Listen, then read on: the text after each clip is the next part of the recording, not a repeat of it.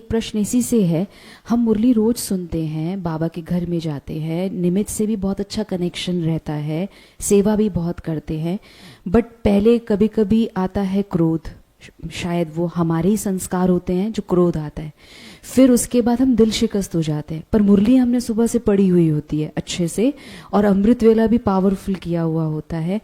कुछ भी पुरुषार्थ करते रहते हैं, लेकिन फिर भी पता नहीं क्यों क्रोध आता है और फिर दिल शिकस्त होते हैं। फिर बाद में लगता है हम मुरली पढ़ रहे हैं पर फिर भी हमसे पुरुषार्थ नहीं उसका हुआ। पता तो अभी पिछली क्लास में दिया था। कहते ना पता नहीं, पता तो दिया था। कामनाओं से क्रोध आता है। जब भी क्रोध आए तो उस कामना का नाम लिख लेना चाहिए कि कौन सी इच्छा पूरी नहीं हो रही, क्योंकि 1 करोड़ कारण हो सकते हैं क्रोध आने के। 1 करोड़ तरह की कामनाएं हो सकती है। एक कामना हो सकती, इसने मेरा कहना नहीं माना। एक कामना हो सकती, ये क्यों मेरे को हुक्म चलाता, मैंने नहीं मानना। दोनों ही कामनाएं हैं। एक इच्छा हो सकती, ये सफाई क्यों नहीं रखते। एक इच्छा हो सकती, ये सफाई के पीछे क्यों पड़े हैं। दोनों ही कामनाएं हैं ना।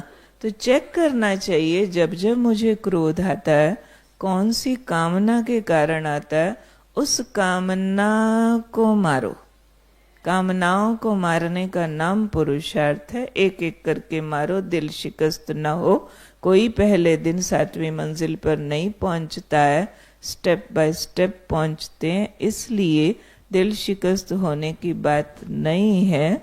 Try try try try again and again and again, क्योंकि no failure is final, every failure is a stepping stone towards the success. जब भी गुस्सा आया, जब भी कोई फेलियर लगा, तो एक पुश और ले लो, एक जोश और ले लो और जोर लगाएंगे। अब करके दिखाएंगे, अब थोड़ा हारे फिर जीत जाएंगे, फिर जीत जाएंगे। ये समझ जाओ कि क्रोध जीतना लास्ट मंजिल होती है।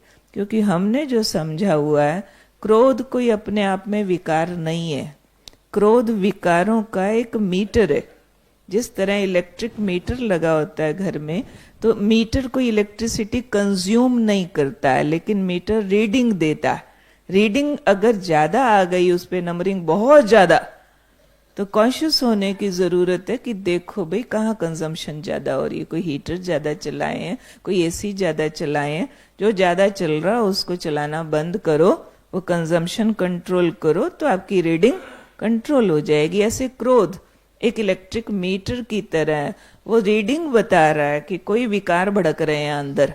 चेक करो कौन सा विकार भड़का था, लोभ भड़का था या मोह भड़का था या अभिमान या नाम रूप आया, काम विकार आया। कोई अंदर भड़का है जो क्रोध के रूप में बाहर निकल रहा है। काम विकार भड़का तो भी क्रोध आएगा, अभिमान भड़का तो भी क्रोध आएगा। वहां जाके टूटी बंद करो, उसकी कंजम्पशन बंद करो, तो ये जीता जाएगा। इसलिए ये ऐसी चीज है जो बाकी विकारों की तृप्ति के बाद ठीक होता है। तो उसको राइट अंडरस्टैंड करो, तो दिल शिकस्त होने के बजाय हर गलती पर 1 कदम जोश और बढ़ा दो, क्योंकि करत करत अभ्यास के मंजिल पर पहुंच जाएंगे। बहुत सुंदर दीदी।